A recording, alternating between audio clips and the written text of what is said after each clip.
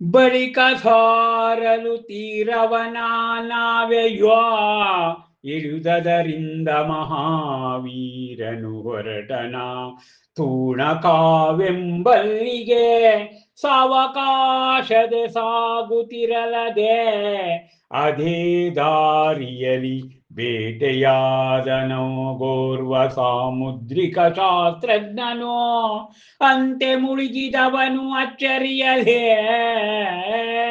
ಅವನ ಪಾದ ಚಿಹ್ನೆಗಳನ್ನು ನೋಡಿ ಯೋಚಿಸತಲವನು ಆಗಿಹವೆಂದು ಈ ಚರಣ ಚಿಹ್ನೆಗಳು ಚಕ್ರವರ್ತಿಯವು ಮಾತ್ರವೇ ನಂತರದಿ ಹಿಂಬಾಲಿಸುತ್ತಲಾ ಹೆಜ್ಜೆಯ ಗುರುತುಗಳನ್ನು ತಲುಪಿದನವನು ಮಹಾವೀರನು ಧ್ಯಾನಸ್ಥನಾಗಿಹ ಸ್ಥಳವನ್ನು ಸೇರುವಂತೆ ನದಿಯು ತನ್ನ ಗುರಿಯನ್ನು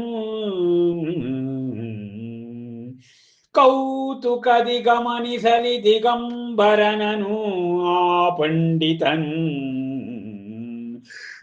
ತೋರಲ ಚಕ್ರವರ್ತಿಯ ಚಿಹ್ನೆಗಳವನ ಸರ್ವಾಂಗಗಳಲ್ಲಿ ಮುಳುಗಿದನವನು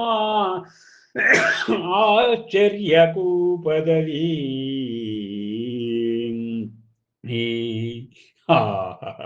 ಮಹಾವೀರ ಮಹಾದರ್ಶನ ಪ್ರಸ್ತುತ ಕಾಲದಲ್ಲಿ ಮಹಾಕಾವ್ಯ 7ಕ್ಕೂ ಮಿಗಿಲಾಗಿ ಮಹಾಕಾವ್ಯಗಳನ್ನು ಬರೆದಂತ ಡಾಕ್ಟರ್ ಲತಾ ರಾಜಶೇಖರ್ ಅವರು ಮಹಾವೀರ ಮಹಾದರ್ಶನವನ್ನ ಬಹಳ ಭಕ್ತಿ ಶ್ರದ್ಧೆಯಿಂದ ಕಾವ್ಯ ರಚನೆ ಮಾಡಿರುವುದನ್ನು ನಾವಿಲ್ಲಿ ಕಾಣುತ್ತೇವೆ.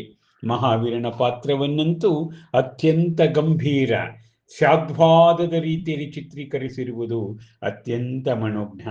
ಪ್ರಸ್ತುತ ಕೇವಲ ಜ್ಞಾನ ಕಲ್ಯಾಣ ಸಂಪುಟದಲ್ಲಿ ಮಹಾವೀರ ಮುನಿ ಅವನು ನಾವೆಯಿಂದ ಇಳಿದು ತೋಣಕಾ ಎಂಬಲ್ಲಿಗೆ ಅವನು ಪ್ರಯಾಣವನ್ನ ಬಯಸಿದ್ದ ಬಗ್ಗೆ ಇಲ್ಲಿ ಮಾಹಿತಿಯನ್ನು ಕೊಡ್ತಾ ಇದ್ದಾರೆ.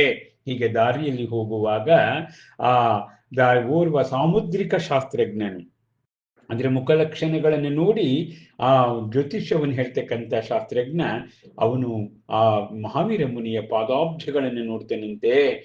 ಯೋಚಿಸ್ತೇನಂತೆ, ಹಬ್ಬಬ್ಬ, ಈ ಚರಣ ಚಿಹ್ನೆಗಳು ನಿಜಕ್ಕೂ ಚಕ್ರವರ್ತಿಯ ಪಾದಾಬ್ಜದ ಚಿಹ್ನೆ. ಇದು ಚಕ್ರವರ್ತಿಯಾಗಿ ಈ ರೀತಿ ಸನ್ಯಾಸಿ ವೇಷದಲ್ಲಿ ಹೋಗ್ತಾ ಇದ್ದಾನಲ್ಲ ಎಂಬುದಾಗಿ ಆ ಅಸ್ತ ಸಾಮುದ್ರಿಕ ಮಹಾವೀರ ಮುನಿಯನ್ನ ಹಿಂಬಾಲಿಸ್ತಾನಂತೆ ಹೆಜ್ಜೆ ಗುರುತುಗಳನ್ನ ಹಿಂದೆ ಮಹಾವೀರ ಹೋಗಿ ಅಲ್ಲಿ ಧ್ಯಾನಾಸಕ್ತರಾಗ್ತಾರೆ.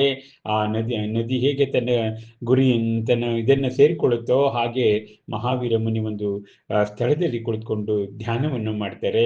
ಕೌತುಕದಿಂದ ಆ ಅಸ್ತ ಸಾಮುದ್ರಿಕ ಆ ದಿಗಂಬರ ಅಂದ್ರೆ ದಿಕ್ ಅಂದ್ರೆ ಆಕಾಶ, ಅಂಬರ ಅಂದ್ರೆ ಮೋಡ, ಅಂದ್ರೆ ತನ್ನ ಆಕಾಶವನ್ನೇ ತನ್ನ ಮೋಡವನ್ನೇ ತನ್ನ ಬಟ್ಟೆಯನ್ನಾಗಿ ಧರಿಸಿರ್ತಕ್ಕಂಥ ದಿಗಂಬರ, ಅಂದ್ರೆ ವಿವಸ್ತ್ರನಾಗಿರ್ತಕ್ಕಂಥ ಆ ಮುನಿಯನ್ನ ನೋಡಿ ಪಂಡಿತ ಆ ಚಕ್ರವರ್ತಿಯ ಚಿಹ್ನೆ ಇವನ ಸರ್ವಾಂಗಗಳಲ್ಲೂ ಕೂಡ ಚಕ್ರವರ್ತಿಯ ಚಿಹ್ನೆ ಇದೆ.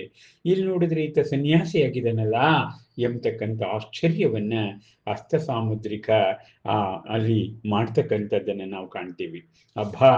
ಎಂತಹ ಮನೋಜ್ಞವಾದ ವರ್ಣನೆ ಇಲ್ಲಿ ಬರ್ತಾ ಇದೆ ಎನ್ನುವುದನ್ನು ನಾವು ತಿಳ್ಕೋಬೇಕು. ನಮಸ್ಕಾರ.